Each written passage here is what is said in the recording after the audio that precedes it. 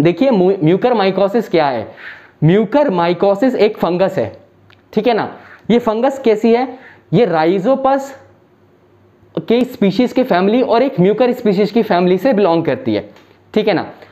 तो ये म्यूकरमाइकोसिस आपके लंग्स तक, जो कि मेन इन्फेक्ट ये लंग्स में करती है और स्किन पे भी करती है और ऑर्गन्स पे भी आपके करते हैं, गैस्ट्रोइंटेस्टाइनल में भी प्रॉब्लम करते हैं आपके, ठीक है। तो ये कर क्या रही है और कैसे आ चुकी है उसके ऊपर बात करते हैं। देखिए पहले मैं आपको एक बार म्यूकरमाइकोसिस की माइक्रोबायोलॉजी थोड़े से समझा दूं। तो मैंने जैसा कि बात किया, ये फंगस है, ठीक है ना।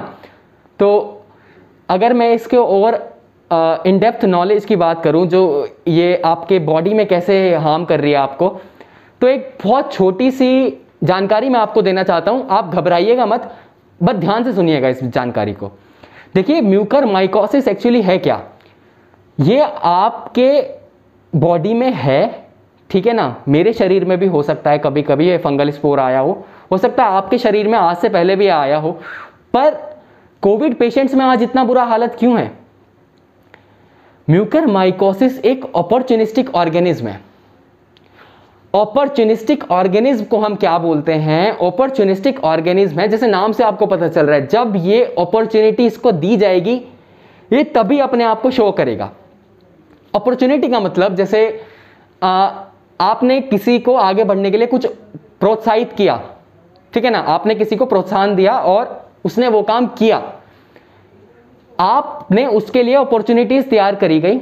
जैसे एक इंस्टीट्यूट क्या करता है, हम लोग, आप किसी को भी क्या करता है, एजुकेशन प्रोवाइड करता है। तो इंस्टीट्यूट वो आपको अपॉर्चुनिटी प्रोवाइड करने की कोशिश कर रहा है कि आप एक दूसरी जगह पे सेलेक्ट हो जाएं या जो भी है, ठीक है ना, आपके रिजल्ट्स अच्छे आए या जो भी है, ऐसा वो आपको हेल्प कर रहा है, वो एक अपॉर्चुनिटी प्रोवाइड कर रहा है। इस म्यूकरमाइकोसिस को यहां अपॉर्चुनिटी कोविड-19 प्रोवाइड करा रहा है।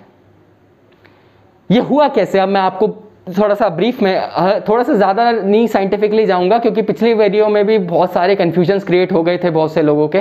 पर आपको यहाँ सरल भाषा में मैं एक बात समझाता हूँ।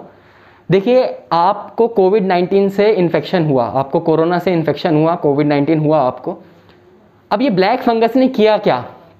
ये ब्लैक फंगस को पता चला कि आपकी इम्यूनिटी डाउन हो चुकी है। आज आपकी इम्यूनिटी डाउन हुई, ये फंगस ने आपको अटैक कर दिया। इससे हम बोलते हैं अपॉर्चुनिस्टिक ऑर्गेनिज्म। ये कब काम करते हैं? जब आप ऑलरेडी इम्यूनो कॉम्प्रोमाइज्ड हो। इम्यूनो कॉम्प्रोमाइज्ड का मतलब आपकी इम्यून सिस्टम अभी वीक है और ये इसी बात का इंतजार करती है कि कब आपका इम्यून सिस्टम वीक हो और हम आपको जाके अटैक करें। देखिए एक और मैं चीज़ बताता हूँ, आपकी ये जो इम्यूनो कॉम्प्रोमाइज्ड जो लेवल आता है, कैसे आया और कब आया। मैं कोविड-19 से हटके, देखिए म्यूकरमाइकोसिस के केस ऐसा नहीं है पहले नहीं देखे गए, म्यूकरमाइकोसिस के केस पहले भी देखे जाते थे। अब क्या है, क्योंकि कोविड-19 से रिलेटेड है ये चीज़, तो इस वजह से आपको सुनने में भी आ रहा है और अच्छा है, आपको पता होना चाहिए, आपको नॉलेज होनी चाहिए हर बात की, ठीक है ना। तो देखिए मैं अब आपको एक एग्जांपल देता हूँ। म्यूकरमाइकोसिस के केस पहले कहाँ देखे जाते थे? एड्स पेशेंट्स जो होते हैं, HIV ह्यूमन जो इम्यून डेफिशिएंसी वायरस है, जब आपको ये इन्फेक्ट करता है, खुदा ना खास्ता आपको इन्फेक्ट करे HIV वायरस, बट किसी एड्स पेशेंट में जब ये HIV वायरस ग्रो कर रहा होता है, ठीक है ना, HIV से ही एड्स होता है, ठीक है। होता क्या है, उस पेशेंट की जो इम्यून सिस्टम है वो बहुत लो लेवल पे चली जाती है, उसके इम्यून सेल्स काम ही नहीं कर पाते हैं ढंग से, ठीक है ना। सेम केस जो ज़्यादा क्रोनिक चीज़ें होते हैं, फॉर एग्जांपल जैसे एक और केस मैं आपको बताता हूँ, जब ऑर्गन ट्रांसप्लांटेशन का बात आता है, ऑर्गन ट्रांसप्लांटेशन के टाइम पे भी हम आपको इम्यूनोसप्रेसेंट देते हैं। क्यों देते हैं? ताकि ऑर्गन रिजेक्शन को टाला जा सके। ऑर्गन रिजेक्शन एक बहुत बड़ी समस्या है। अगर सपोज आपका लीवर खराब हो गया, होता क्या है, लीवर अगर बहुत ज़्यादा डैमेज है तो लीवर को ट्रांसप्लांट कर दिया जाता है, दूसरे का लीवर आपको लगा दिया जाता है, ठीक है ना। उसमें भी ऑर्गन ट्रांसप्लांटेशन में भी ऐसा नहीं किसी का भी ऑर्गन आपको लगा दे, उसमें भी बहुत सारी चीज़ें रहती हैं, उस पर कभी बाद में बात करेंगे। बट ऑर्गन ट्रांसप्लांटेशन के टाइम पे भी हम आपको इम्यूनोसप्रेसेंट देते हैं। क्यों देते हैं? क्योंकि मैंने आपको पिछली वीडियो में बताया था, हमारी इम्यून सेल्स, हमारी बॉडी हर एक फॉरेन मटेरियल को पहचानती है। उसे ये पता है ये इस बॉडी का नहीं है, ये बाहर से आया है, भले ही ह्यूमन ही है, बट वो फिर भी उसको फौरन ही मानेगी, क्योंकि वो आपसे जुड़ी हुई नहीं है और वो उसको हार्म करेगी। वो उसको हार्म ना करे, इसलिए हम उसको क्या देते हैं, अपनी पेशेंट को क्या दे देते हैं, इम्यूनोसप्रेसेंट्स दे देते हैं। इम्यूनोसप्रेसेंट नाम से पता चल रहा होगा, इम्यून सिस्टम को सप्रेस करने वाले, मतलब उसको लो करने वाले, ठीक है ना, उसके पावर को लो करने वाले, उसको हम बोलते हैं इम्यूनोसप्रेसेंट। ये ड्रग्स होते हैं जो हम आपको दे देते हैं, ठीक है ना। उससे हुआ क्या, आपके इम्यून सिस्टम वीक हो गए, लो हो गए, उसका काम दाम जो है वो सब लो चला गया। उस टाइम पे ये अपॉर्चुनिस्टिक माइक्रो ऑर्गेनिज्म आपको जाके हर्ट करते हैं, ठीक है ना। उस टाइम पे ये फंगल इन्फेक्शंस बहुत देखे जाते हैं, एड्स पेशेंट में भी देखे जाते हैं, और जब ऑर्गन ट्रांसप्लांटेशन के टाइम पे भी आते हैं तो उसमें भी बहुत खतरा रहता है कि कहीं म्यूकरमाइकोसिस ना हो जाए, ठीक है ना। तो ये बीमारी नहीं है। आप कोई लोग ये सोच रहे हैं कि एकदम नई बीमारी आ गई है, ये एक और कुछ तो भारतवर्ष पे पता नहीं क्या ही चीज़ें खराब होती जा रही है, यहाँ पे एक के बाद एक नई बीमारी आती जा रही है। पहले स्ट्रेन्स दूसरे आते जा रहे हैं कोविड से रिलेटेड, अब नई बीमारियाँ आती जा रही हैं। आज ब्लैक फंगस आ गई, कल को कोई ब्राउन फंगस ना आ जाए। तो देखिए, आ जाए इसको तो मैं मना नहीं कर सकता कि कुछ भी हो सकता है, ठीक है ना, बट ये विश जरूर करता हूँ कि ऐसा कुछ ना आए। आप लोग स्वस्थ रहिए, हमें भी आपकी फिक्र है, आपको भी सब लोगों की फिक्र हो ही रही होगी घर पे भी। तो हम आज यही दुआ करते हैं कि ये चीज़ भी जल्दी से जल्दी यहाँ से चली जाए। अब एक्चुअली हो क्या रहा है, जब आपने इम्यूनोसप्रेसेंट दिए, आपकी इम्यून कॉम्प्रोमाइज हो गया इम्यून सिस्टम, उसके बाद आपको ये ब्लैक फंगस अटैक करती है, जो मैंने आपको बताया म्यूकरमाइकोसिस, ठीक है ना। अब ये इन्फेक्ट करने के बाद आपकी क्या किया, मेनली ये लंग्स पे भी बहुत ज़्यादा इफेक्ट करती है, यहाँ पे भी जाके इन्फेक्शन करती है और आपके ऑर्गन्स तक पे इन्फेक्ट कर देती है। इवन पेशेंट्स की आईज तक निकालनी पड़ जाती है, क्योंकि फंगस बहुत ज़्यादा स्प्रेड करती है, ठीक है ना। अब मैं आपको ये बताता हूँ कि कोविड-19 के पेशेंट के साथ ऐसा क्यों हो रहा है। देखिए, आपको पता होगा कि डॉक्टर्स ने अनजाने से या जानबूझ के, देखिए जानबूझ के वर्ड ठीक नहीं लगता, बट अनजाने से ही बोलूंगा, आपको पता है रेमडेसिविर के साथ क्या हुआ है, ठीक है ना। रेमडेसिविर इज ए स्टेरॉइड, ठीक है ना।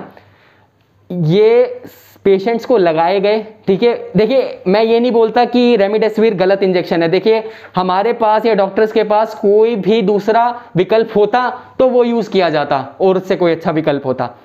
लेकिन अभी हमारे को सिर्फ एक खतरा हो रहा था साइटोकाइन स्टॉर्म से।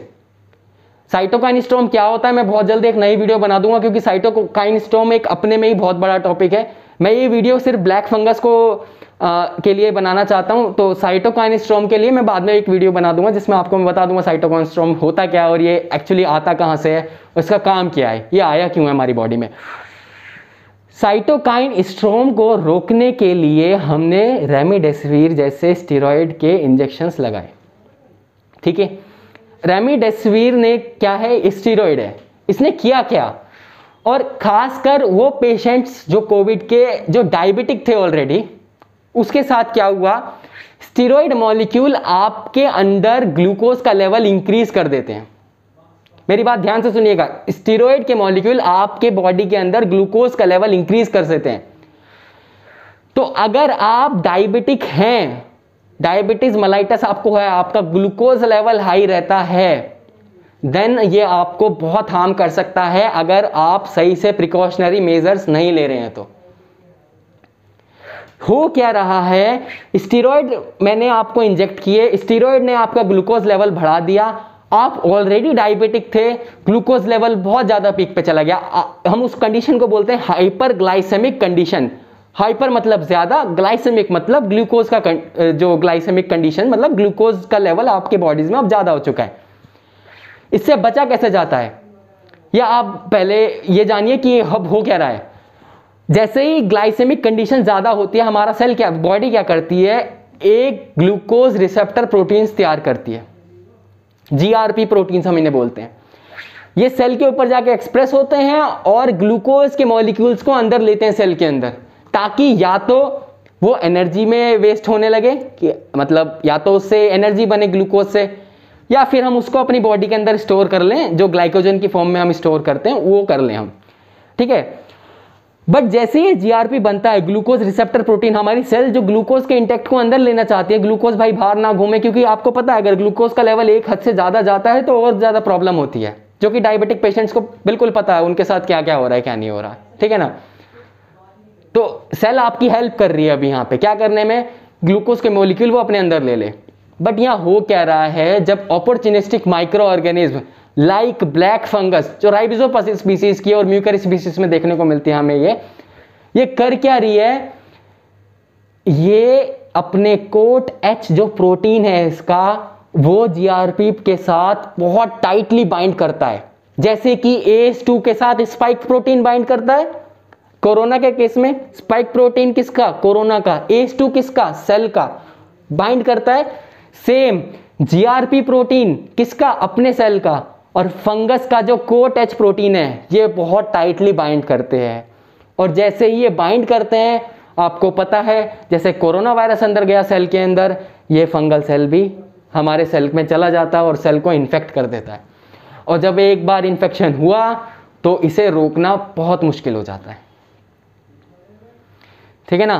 तो ये स्टीरॉइड्स ने किया क्या, आपने स्टीरॉइड साइटोकाइन स्टॉर्म को रोकने के लिए तो दिए ही थे, ठीक है, ताकि वो से आपको प्रिवेंट कर सके, जो उनकी सेल डेथ है वहां पे रोक सके, जो साइटोकाइन स्टॉर्म की वजह से हो रही थी। पर उसने ग्लूकोज का लेवल भी इंक्रीज कर दिया मेरे भाई।